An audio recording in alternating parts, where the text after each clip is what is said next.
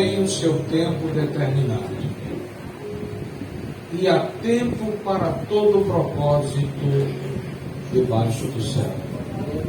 Quantos podem dizer amém? Amém. Vou sentar, muito obrigado. Amados irmãos, o sábio Salomão, quando ele foi escolhido por Deus para falar sobre o tempo este que nós, na nossa caminhada em direção aos céus, passamos pelo chamado tempo de Deus. Há tempo de alegria, há tempo de tristeza, há tempo de rir, há tempo de chorar, há tempo de plantar e há tempo de colher, há tempo de nascer e há tempo de morrer. Mas tudo isso é o chamado tempo de Deus. E nós, na nossa caminhada em direção aos céus, passamos por esse tempo de Deus. Já dizia o Senhor de Deus, quando ele usou a boca do profeta Isaías, capítulo 55, versículo 8, no livro que leva por título seu nome, quando o Senhor Deus diz assim: porque os meus caminhos não são os vossos caminhos, nem os meus pensamentos são os vossos pensamentos. Porque assim como está os céus mais alto do que a terra, assim estão os meus caminhos mais alto que os vossos caminhos, e os meus pensamentos mais alto que os vossos pensamentos. E quando falamos sobre esse tempo, existe um tempo na Bíblia que ele é conhecido como tempo de promessa. Tempo de promessa é aquele tempo que você chega na igreja, é aquele tempo que você aceita Jesus e você recebe o abraço, o cumprimento de algumas pessoas, que aperta a sua mão, que abraça você, bate no seu ombro e diz a você: daqui para frente vai ser diferente. Bênçãos do Senhor virá sobre a sua vida. Você será bem sucedido, porque a presença de Deus, a partir de agora, está contigo por onde quer que andares. E nós começamos a receber essas palavras e aplicar em nosso coração. E eu lembro quando Deus ele aparece a Abraão, no Gênesis capítulo 12. O Senhor chama Abraão e diz assim: sai do meio da tua terra, sai do meio da tua parentela, vai para uma terra que eu te mostrarei. Engrandecerei o teu nome, abençoarei aqueles que te abençoarem, amaldiçoarei aqueles que te amaldiçoarem, e em ti será bendita todas as famílias da terra. No Gênesis capítulo 17, o Senhor aparece a Abraão novamente, e Deus diz: tu não chamarás mais Abraão, porque Abraão quer dizer pai exaltado, mas tu se chamarás Abraão, que quer dizer pai de uma grande nação. Tem mais: a minha aliança é contigo e com tua descendência. 215 anos depois que Jacó subiu do Egito, 430 anos depois que Abraão subiu de Canaã, no Êxodo capítulo 2, versículos 23 e 24, o Senhor Deus lembra da aliança que fez com Abraão. E viu quando a nação hebreia estava sendo escravizada no Egito por Faraó, historicamente o Ramsés II. E Deus, ele lembra desta promessa. Só que no Êxodo, capítulo de número 3, a Bíblia diz que Moisés, ele estava no Sinai, apacentando as ovelhas de Jetro, seu sogro, quando ele foi chamado a atenção por uma sarça que ardia e não se consumia, o que era normal, uma sarça incendiar no Sinai, por causa dos frequentes raios solares. Mas o que não era normal era a sarça não ser consumida pelo fogo. Moisés, ele movido pela curiosidade, de tanto observar que a sarça não queimava, ele tentou aproximar, para tentar entender que visão seria aquela. E quando ele aproxima da sarça, ele escuta a voz de Deus que dizia: Moisés, Moisés, tira a sandália dos pés, porque o lugar que você pisa é terra santa. Eu sou o Deus de Abraão, o Deus de Isaac, o Deus de Jacó, e tenho visto atentamente a aflição do meu povo no Egito, e eu desci para livrá-lo. Vai tu, pois, Moisés, à casa de Faraó, e liberte o meu povo da casa da servidão. Moisés volta para Deus e diz assim: Senhor, chega lá Faraó perguntar-me qual o meu nome, o que lhes direi? O Senhor Deus diz: diz a Faraó que eu sou o que sou. Em outras palavras, Deus estava dizendo: pode ir a Faraó, não tenha medo, porque eu serei aquilo que você precisar que eu seja. Deus estava dizendo a Moisés: vai, porque se você cair, sou eu quem te levanta. Se você tiver sede, eu sou a água. Se você tiver fome, eu serei pão. Se você tiver na batalha, eu serei a tua vitória. Não temas, porque eu serei aquilo que você precisar que eu seja. Deus está dizendo para você que veio aqui nesta noite: levanta a tua cabeça, descansa o teu coração. Você está na presença de Deus, e Deus, Ele é o socorro que você veio buscar. Ele é a providência que você precisa. Nenhum mal prevalecerá, nenhuma guerra vai vencer você.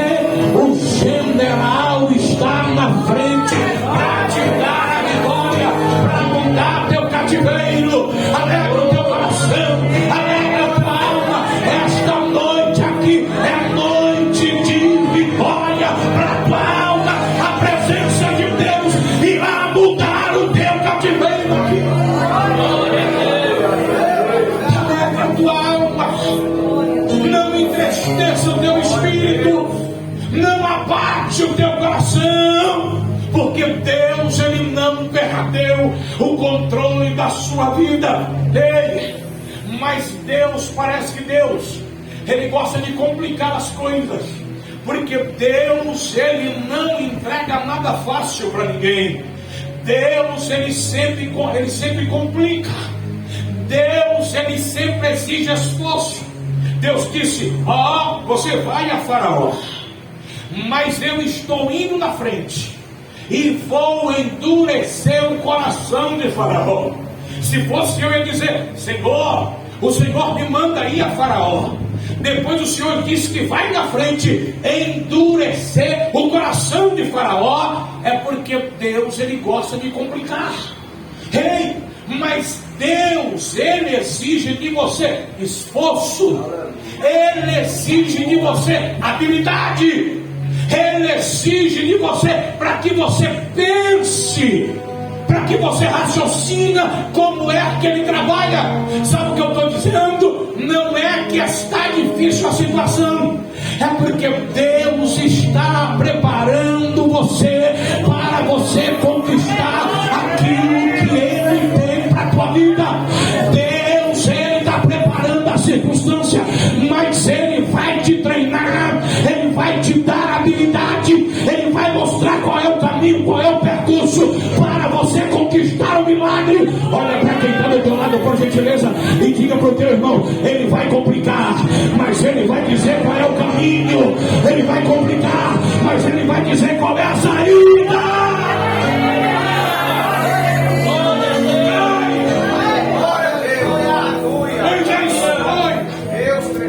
E a Bíblia diz que Faraó estava com o coração endurecido.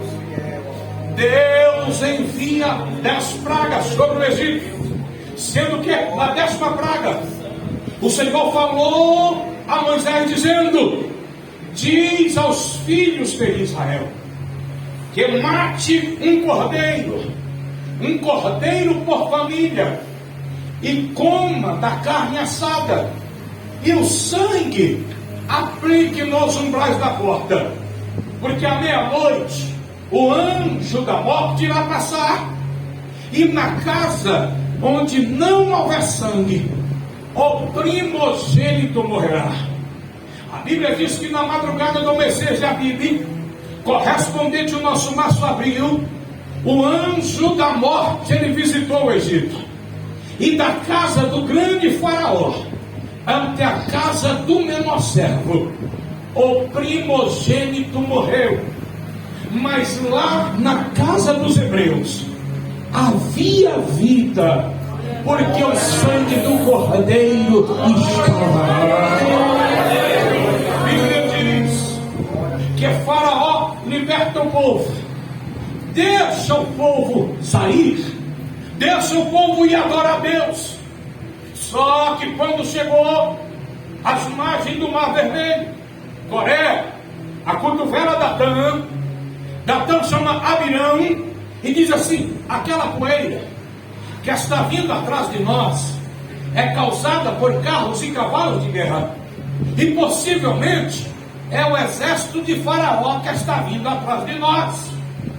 E eles foram até Moisés e disseram: por acaso não havia cemitério lá do Egito para você nos trazer de lá, a fim de morrermos aqui? E Moisés foi conversar com Deus, porque uma coisa é você ouvir, uma coisa é você saber quem é que está te enviando, outra coisa é dizer que alguém está sendo enviado, porque aquele que o envia fala pessoalmente, aquele que manda conhece pessoalmente, e aquele que está sendo enviado sabe quem é que está enviando. E Moisés diz assim: eu sei que Deus falou comigo, eu sei que foi Ele que me mandou aqui, então eu vou lá conversar com Ele. E Moisés chegou agora e diz assim: Senhor, e agora? O que faremos? Parece que Deus é meio irônico aqui. O Senhor chega e diz assim: Moisés, por que clamas a mim? Deus sabia ou não sabia por que Moisés estava clamando? E por que Deus pergunta a Moisés por que ele está clamando? Porque Deus não faz pergunta para obter resposta. Deus faz pergunta para obter declaração. Deus quer que você declare aquilo que você tem, aquilo que você é. Lembra de quando Elias foi visitar a viúva? Declara-me o que tu tem em casa. Jesus chegou para o cego e disse assim: o que é que tu queres? Jesus sabia ou não sabia que o cego queria ficar curado? Sabia. Mas Deus não faz pergunta para obter resposta. Deus faz pergunta para obter declaração. Moisés parou e diz assim: por que clamas a ti, Senhor? Dá uma olhadinha no cenário aqui embaixo e entenderá por que eu estou pedindo socorro. O Senhor faz outra pergunta dizendo assim: o que é que tu tem nas mãos? Deus sabia que Moisés tinha um cajado, mas Deus pergunta novamente: o que é que você tem nas mãos? Ele diz: Senhor, eu tenho uma vara, eu tenho um cajado. Deus diz: estende sobre as águas do Mar Vermelho. Braços trêmulos de Moisés, murmuradores, pensando e perguntando o que iria acontecer, porque sempre que está na frente alguém está dizendo o que vai acontecer. Qual é a próxima desse maluco agora? O que ele vai fazer agora com essa vara? Será que ele vai tentar abrir o mar? O que ele vai fazer? E Moisés tende com a vara sobre as águas. A Bíblia diz que começou a aparecer um vento. O vento era especial. O vento era estranho. Quem entender como? Isaías diz assim: o Senhor é o Deus Todo-Poderoso, que pega o vento e coloca no punho da sua mão, e quando ele abre a sua mão, o vento sopra para abrir o mar vermelho, assim como aconteceu com Israel quando saiu do Egito. Milagrosamente as águas começaram a se abrir. Moisés olha para o povo e diz assim: ande, vamos, porque o Senhor está conosco. Só que do outro lado, Miriam não aguentou. Ao ver o exército inimigo sucumbir nas águas do Mar Vermelho, Miriam pega uma bateria, chama as mulheres e diz assim: vem comigo, vem comigo. Alguém diz assim: peraí, Miriam, o que é que você vai fazer? Ela diz: o que eu vou fazer? Nós não podemos ficar caladas, nós não podemos ficar quietas.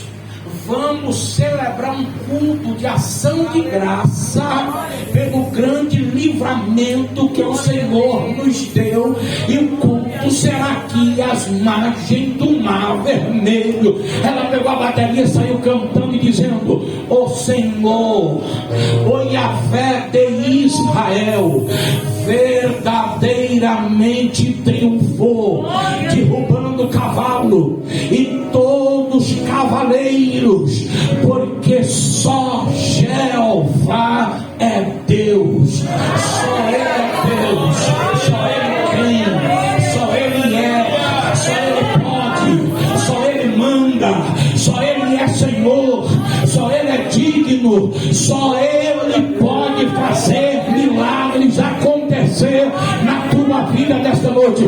Seja Deus da tua casa, seja Deus da tua família, seja Deus do teu trabalho, seja Deus do teu lar. Então levante a tua mão para o céu, enalteça o Senhor, diga: eu reconheço a tua grandeza, eu reconheço a tua soberania. Eu sei que se o Senhor não fizer, não vai acontecer, mas eu sei que se o Senhor estiver no comando, as portas irão se abrir, o milagre irá aparecer, a providência vai vir, porque o Senhor está no controle, o Senhor está no controle, o Senhor está no controle.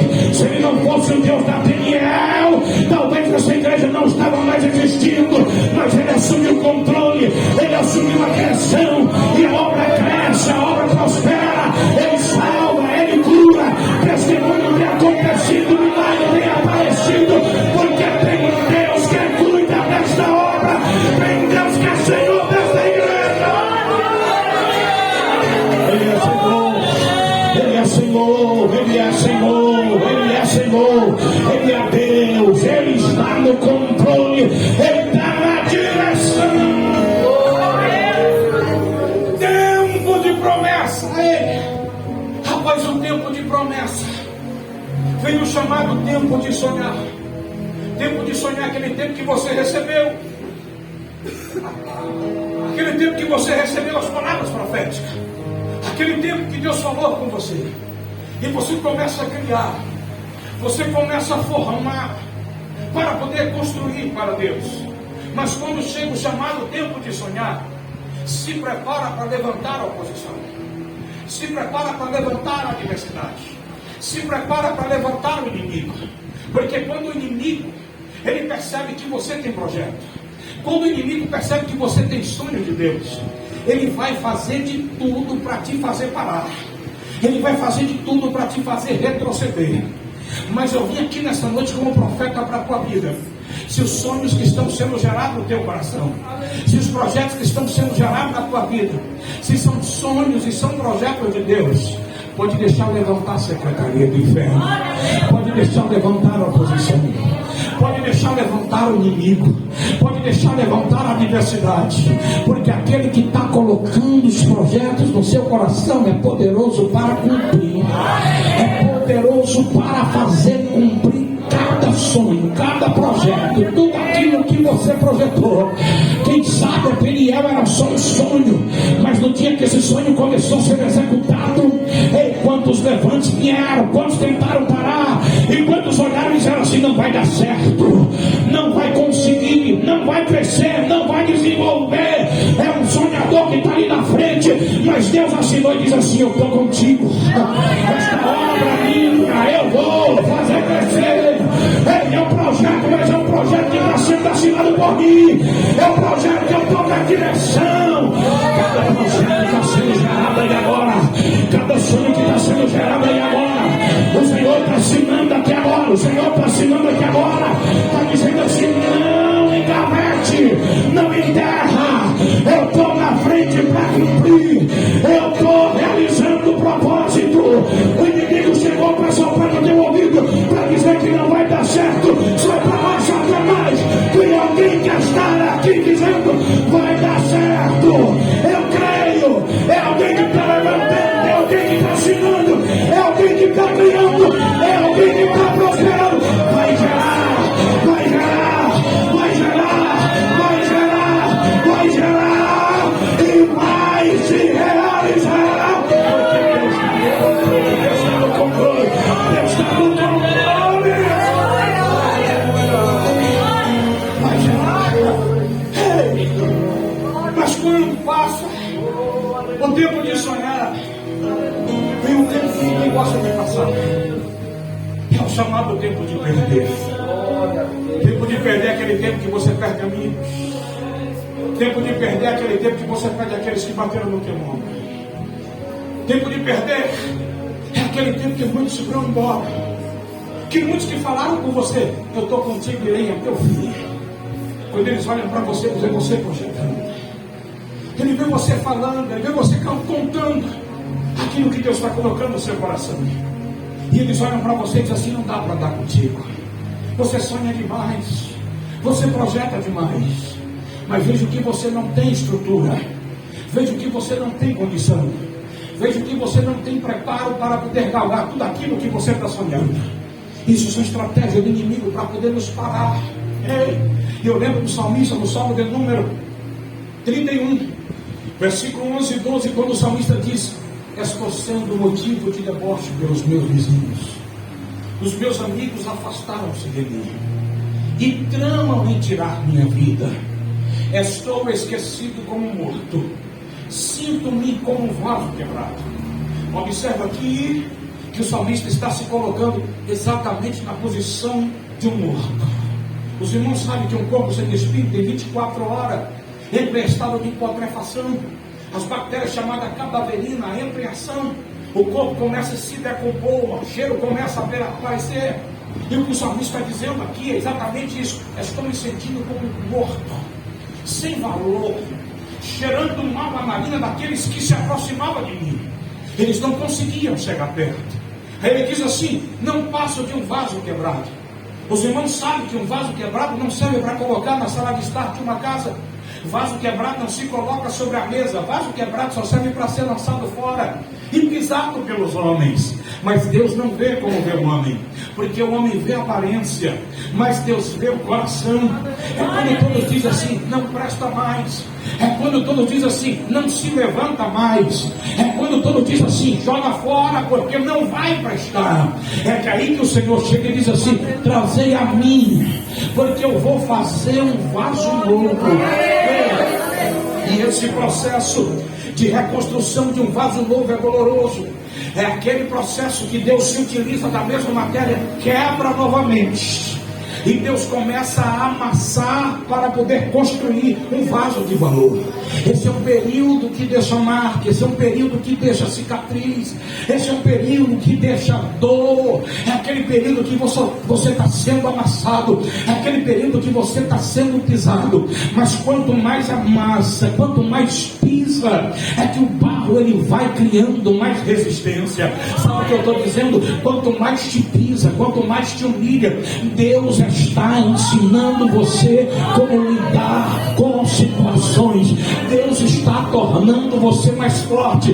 Deus está tornando você mais preparado. Sabe o que eu estou dizendo? Deus está fortalecendo você no meio de uma circunstância difícil. Entenda, quando estamos passando pelo tempo de perder, a primeira coisa que dizemos é: Deus esqueceu de mim, Deus não lembra mais de mim. Onde é que estão as suas promessas? Não foi Deus que falou que estaria comigo? Por que que Deus me abandonou? E eu lembro do Salmo 119, versículo 81, quando o salmista diz: os meus olhos estão enfraquecendo de tanto olhar para o céu, esperando pela tua promessa, e pergunto: quando me consolarás? Sabe o que o salmista está dizendo aqui? Eu tenho uma promessa, mas os dias estão passando, as horas estão avançando. Se o Senhor não andar depressa, não vai dar tempo cumprir o que me prometeu. Sabe aquele dia que você olha no espelho e você percebe que os cabelos estão embranquecendo? Sabe aquele dia que você olha no espelho, percebe que as rugas estão aparecendo no rosto, que as pernas estão perdendo vigor, que a visão está ficando curta, e você começa a lembrar dizendo assim: eu tenho uma promessa, mas quando é que Deus vai cumprir? Será que Deus não lembra mais do que prometeu? No Salmo de número 81, versículo de número 8, o salmista Asaf começa a dizer, dizendo assim: de noite eu indago o meu íntimo, e o meu espírito prescruta. Rejeitou o Senhor para sempre? Acaso não torna a ser propício? Caducou a sua promessa para todas as gerações? Ou na ira terá Deus reprimido a misericórdia? Sabe o que Asaf está dizendo aqui? Eu tenho uma promessa, mas a promessa caducou. Sabe o que ele está dizendo? Deus, a tua promessa envelheceu. O Senhor não lembra mais do que me prometeu. O Senhor se esqueceu de mim. No Salmo 119, versículo 84, o salmista diz: faz-me conhecer quantos são os meus dias. Sabe o que ele está dizendo aqui? Até quando teu servo deverá esperar? Faz-me saber qual é o dia da minha morte. Eu preciso saber, porque eu sei que a promessa não vai cumprir. No Salmo 13, ele diz: esqueceste-te de mim. Mas eu vim aqui nessa noite para dizer que Deus não esqueceu de você, que Deus não esqueceu das promessas da sua vida. Isaías 49:15: pode uma mãe esquecer do filho que cria, que não se compadeça do fruto do seu ventre? Ainda que essa mãe se esquecesse, eu todavia não esquecerei de vós, diz o Senhor dos exércitos. Isaías 41:10: não temas, porque eu estou contigo, não temas, porque eu sou teu Deus. Não temas que eu te ajudo, eu te sustento e digo: não temas, ó bichinho de Jacó. Josué capítulo 1, versículo 9: não tu mandei eu, esforça-te e tem de bom ânimo, porque o Senhor teu Deus sou contigo por onde é que andares. Salmo 121, versículo 3: aquele que te guarda não cochilará. Eis que não cochilas, nem dorme o guarda de Israel.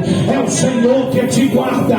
O sol não te molestará de dia, nem a lua de noite, porque o Senhor te guardará de todo mal. Ele guarda a tua entrada e a tua saída, desde agora e para sempre. Salmo 46: o Senhor dos exércitos está conosco, é o Deus de Jacó, nosso refúgio e fortaleza, socorro bem presente na angústia, pelo que não temerei, ainda que a terra se mude, ainda que os montes se transportem para os meios dos mares, ainda que as águas ruges se perturbem, mas há um rio cujas correntes alegra a cidade de Deus, morada e santuário do Altíssimo.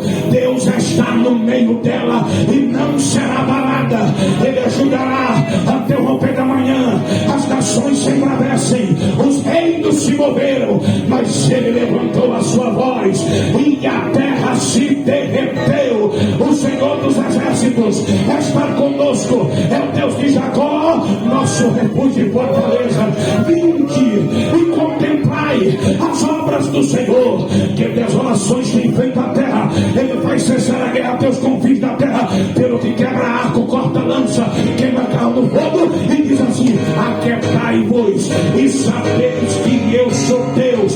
Esta palavra aquietai, na nova versão internacional, diz assim: ó, parem de lutar e saiba que eu sou Deus. Sabe o que Deus está dizendo? Para de achar que você vai resolver essa questão sozinho. Para de achar que você vai resolver esta causa sozinha. Esta causa não é tua, esta causa é minha, esta peleja é minha. Ei, levanta a mão para receber mais uma palavra profética. Isaías 54, 17. Toda ferramenta preparada contra ti não prosperará, e toda língua que se levantar contra ti em juízo tu as condenarás. O Senhor irá diante de vós e pelejará por vós, e vós calarei. Tem uma promessa, tem uma promessa. Olha para quem está do seu lado, pega na mão dessa pessoa aí e diga para ela: você é portador de promessa, e aquele que prometeu é fiel, vai cumprir, vai cumprir. Quem crê, quem crê, quem crê, quem crê. Tempo de perder, aleluia. Tempo de perder, dói, fere, machuca, porque o tempo de perder é aquele tempo que Deus leva você para o deserto. Pastor, por que deserto? Porque o deserto é a faculdade de Deus. É no deserto onde muitas pessoas não aguentariam, você permanece de pé. É no deserto onde muitas pessoas morreriam, você permanece vivo. É no deserto onde muitos fracassariam, você continua andando dizendo assim: eu tenho uma promessa. Era no deserto durante o dia, por causa do sol escaldante, Deus mandava uma coluna de nuvem para proteger o povo. Durante a noite havia uma coluna de fogo para aquecer o povo. A criança chegava na mãe e dizia assim: mamãe, estou com fome. A mãe puxava a túnica do pai e dizia assim: meu filho pede comida. Não tinha uma padaria para comprar um pão, não tinha um mercado para comprar uma bolacha, mas Moisés ia conversar com Deus, e Deus mandou maná. Historiadores dizem: se você comesse o maná pensando que o maná fosse churrasco, o maná tinha sabor de churrasco. Se você comesse o maná pensando que o maná fosse uma feijoada, o maná tinha sabor de feijoada. Se você comesse o maná pensando que ali que era uma lasanha, o maná tinha sabor de lasanha. Ou seja, o maná, ele tinha o tipo de proteína que cada corpo necessitava. Sabe o que eu estou dizendo? Deus, ele sabe cuidar de você em todos os detalhes que você necessita. Deus, ele sabe cuidar de você em tudo aquilo que você precisa, porque Deus conhece você como ninguém conhece. Deus vê você como ninguém vê.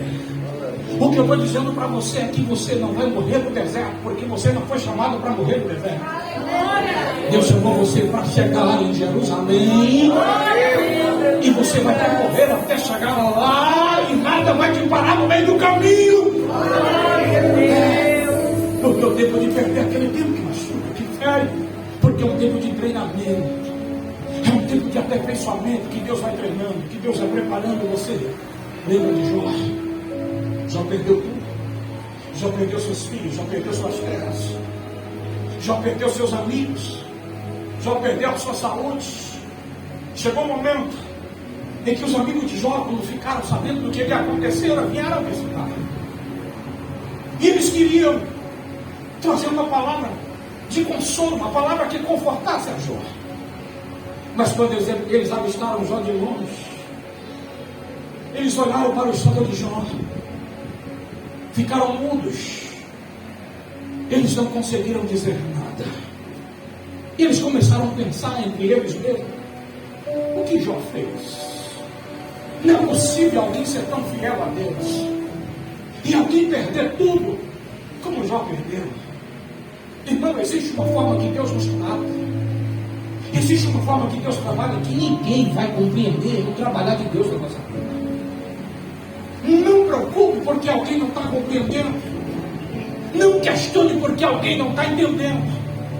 Porque é uma circunstância que Deus tira todo entendimento humano, que Deus apaga toda a compreensão humana.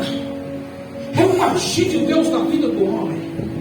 Mas uma coisa eu te digo: não se preocupe, porque Deus não perde o controle.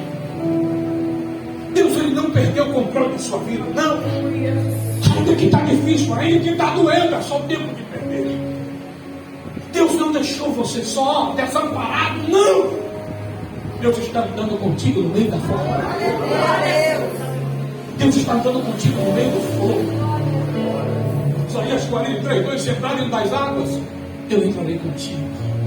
Se entrar dentro dos rios, eles não te sobremergirão. E se entrar dentro do fogo, nem as chamas arderá em ti, porque o Senhor teu Deus sou contigo por Deus não perdeu. E sabe aquele dia em que você olha, faz uma retrospectiva de todas as palavras que foi liberada a seu respeito, mas nada está acontecendo, nada está cumprindo, e você começa a dizer: onde é que está Deus? Deus, ele às vezes trabalha no silêncio, porque o trabalhar de Deus é um mistério. Deus, ele não conversa com ninguém, ele não compartilha com ninguém quando ele está atuando na vida de alguém. Por isso que Deus trabalha em silêncio. E ele está trabalhando em silêncio na sua vida. O silêncio de Deus é porque ele está trabalhando, ele está te preparando, ele está te moldando. Mas deixa eu te dizer uma coisa: se prepare, porque quando Deus te tirar dessa situação, a glória da última casa será maior. Eu estou dizendo que a unção vai ser dobrada. Eu estou dizendo que a obra vai ser dobrada. Eu estou dizendo que a graça vai ser dobrada. Deus irá te usar como nunca te usou na terra. O Espírito Santo vai te usar como nunca te usou na terra. O Espírito Santo vai agir na tua vida de maneira que muitos não vão entender, nem compreender. Porque o que Deus está trabalhando agora é para te trazer para perto dele, para te dar intimidade. Não se preocupe, que muitos que não somam, que não acrescentam, que não ajudam no teu chamado, vão embora. Deus tirou de perto de você porque não acrescenta, porque não soma.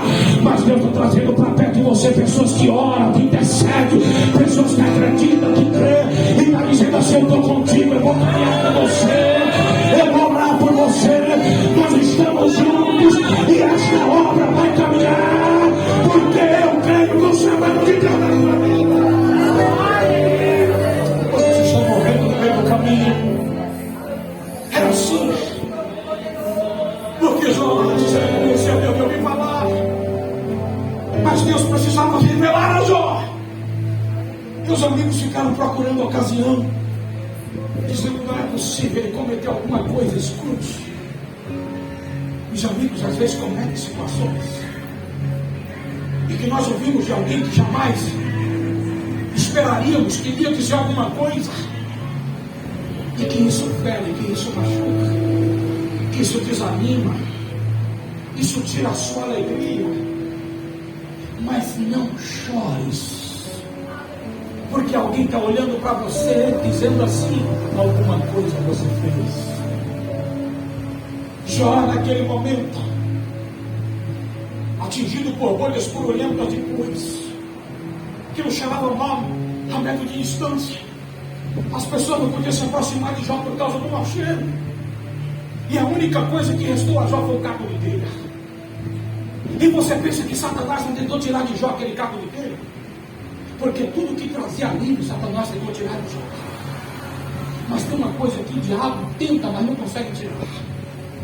É quando estamos passando uma situação difícil e de repente alguém bate no nosso ombro, alguém que jamais esperaríamos, e essa pessoa olha para nós e diz assim: ontem eu estava orando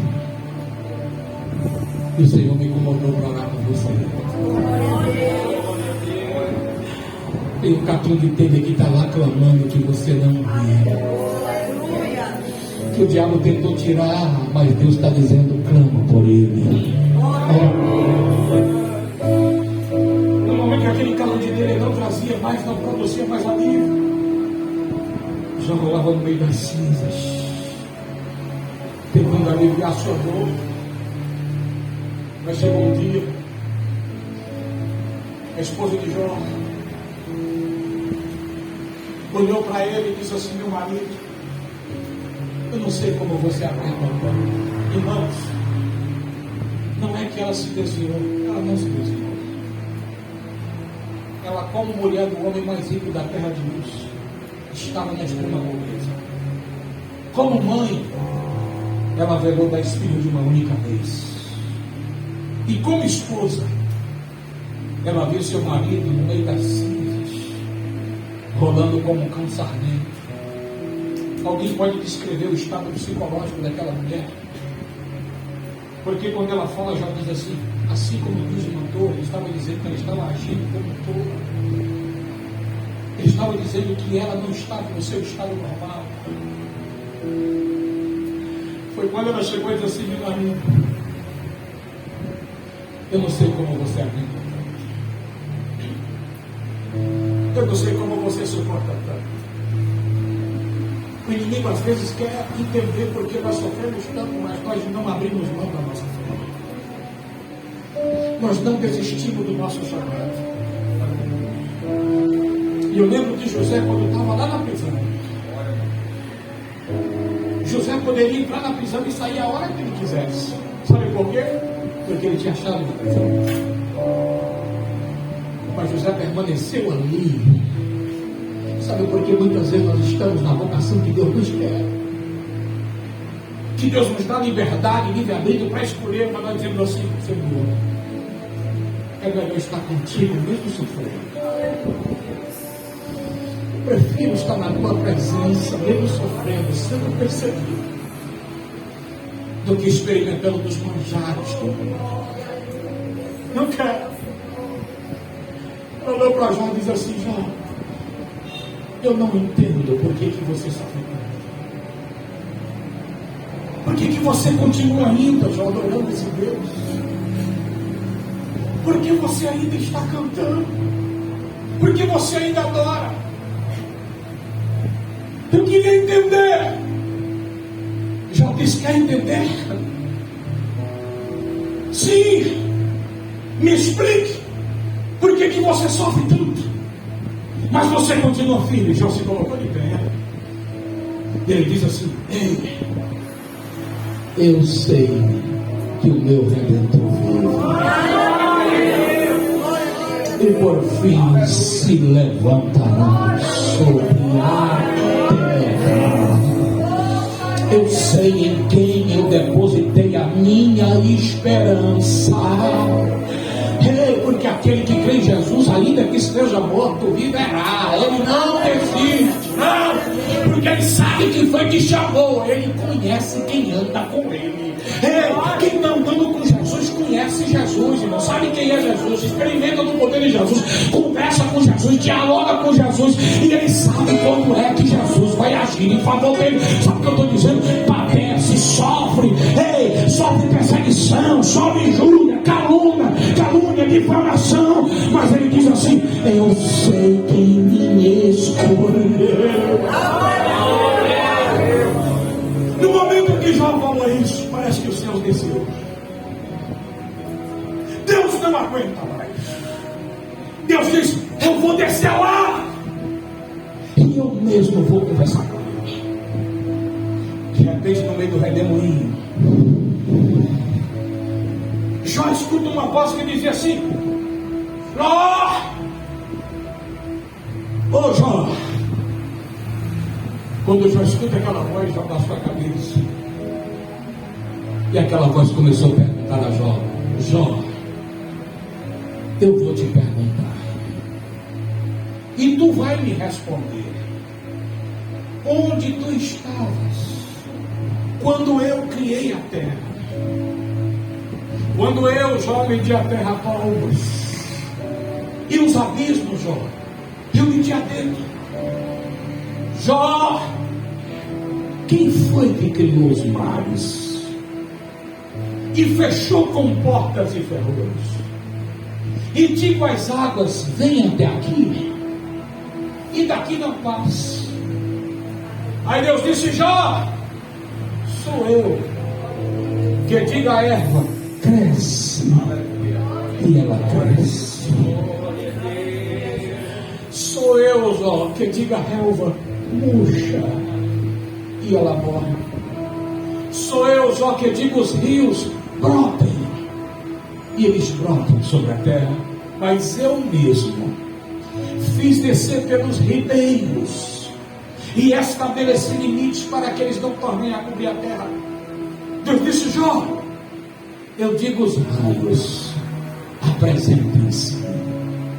E eles dizem: eis-nos aqui.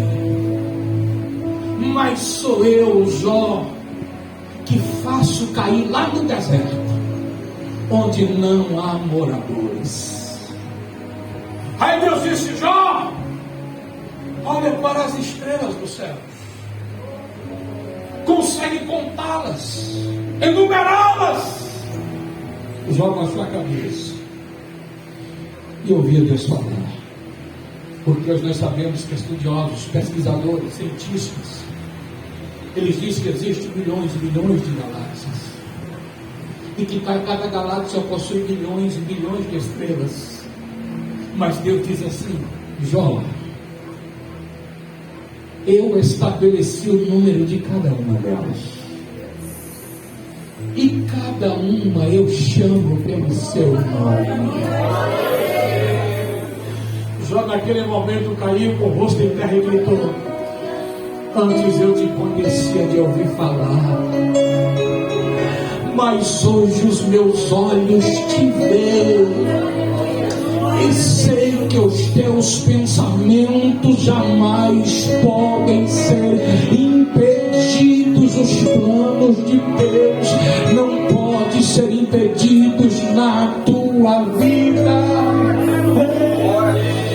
Sabe aquele dia que você queria entender o que está acontecendo com você? Mas antes, olha para quem está do seu lado e vai vir embaixo dele assim e diz assim: o tempo de perder acabou, mas o tempo de cantar chegou. Glória a Deus.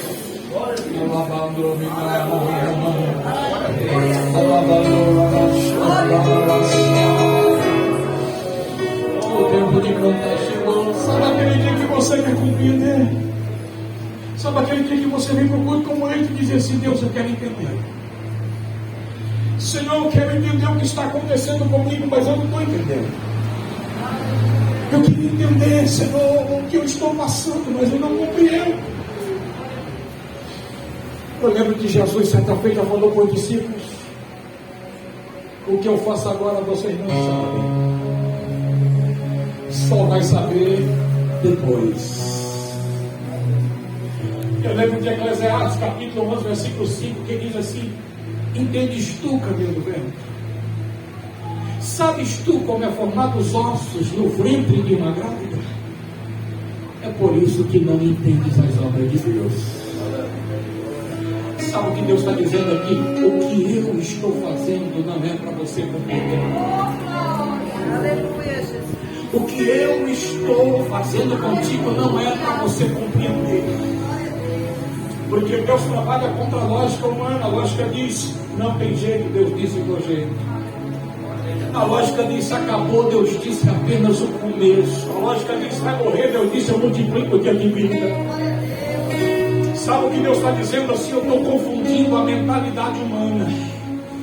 Porque o projeto que eu tenho na tua vida é milagres.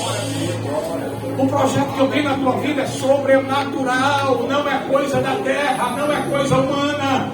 O que eu tenho na tua vida é espiritual. Ninguém vai compreender. O teu marido não vai compreender. A tua esposa não vai compreender. O agir de Deus na tua vida é sobrenatural que está acontecendo. Tem um agir sobrenatural de Deus agindo. Tem um movimento sobrenatural. O que Deus está dizendo é: eu tenho um plano na tua vida. Sabe? Antes de você ser uma célula, antes de você ser um embrião, um zigoto, lá no ventre da tua mãe, o Senhor te fez vencedor. Milhões morreu por tua causa. No dia que você nasceu, milhares de pessoas nasceram também naquele dia. De lá para cá, muitos não conseguiram chegar até aqui. Outras, a pandemia matou no meio do caminho. Mas você chegou até aqui. É coincidência do destino? É por acaso? Não. Deus está dizendo: eu tenho uma obra na tua vida. Eu estou me dar saio auxílio do sobrenatural. Você não vai descer à sepultura antes de eu cumprir aquilo que eu prometi. Você não vai naufragar antes de eu cumprir aquilo que eu prometi. Tem uma providência de Deus chegando aí agora. Tem uma providência de Deus chegando aí agora. E a providência dele vai começar a agir, porque o sobrenatural de Deus começa a operar agora, de maneira que o homem não vai entender, mas o projeto vai entrar agora, e Deus vai começar a chamar à existência as coisas que não existem. A ação de Deus vai entrar agora. Levanta sua mão e agora começa a pegar agora, começa a pegar agora, começa a pegar agora. O que é espiritual vai materializar, e Deus vai começar a tocar aí agora. Eu já estou vendo pessoas se alegrando aqui, eu já estou vendo pessoas chorando aqui. O Espírito de Deus começa a encher agora. Receba aqui agora, receba aqui agora, receba aqui agora, receba aqui agora, receba aqui agora, receba aqui agora, receba aqui agora. A glória de Deus te pega, te enche, a presença de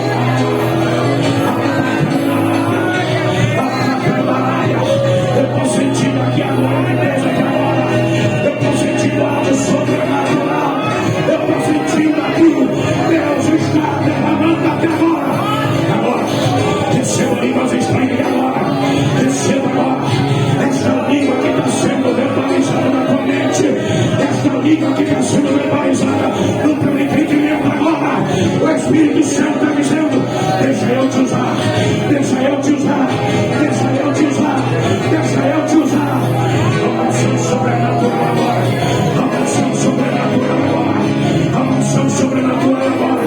Pega, pega, pega, pega, pega, pega. Glória a Deus agora do jeito que você está desejando agora. Glória a Deus do jeito que você está desejando agora. Glória a Deus do jeito que você está desejando agora. Aleluia, aleluia, aleluia, aleluia, aleluia. Queima, queima, queima, queima, queima. Está queimando agora, está enchendo agora, está enchendo agora, está enchendo agora. Receba, receba, receba, receba. Deus te dá um chama aqui agora. A presença de Deus agora. Renova a tua alma. Deus te renova. Deus está na casa. Deus está na casa. Tem projeto. Tem projeto. Tem projeto vindo aí. Tem projeto sendo assinado aí. Deus já assinou. Receba a presença do Espírito Santo agora.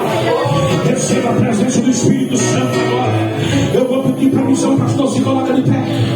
Porque Deus está me dizendo que Ele quer usar pessoas aqui. Deus está me dizendo que Ele quer usar pessoas aqui. Deus está me dizendo que Ele quer usar pessoas aqui.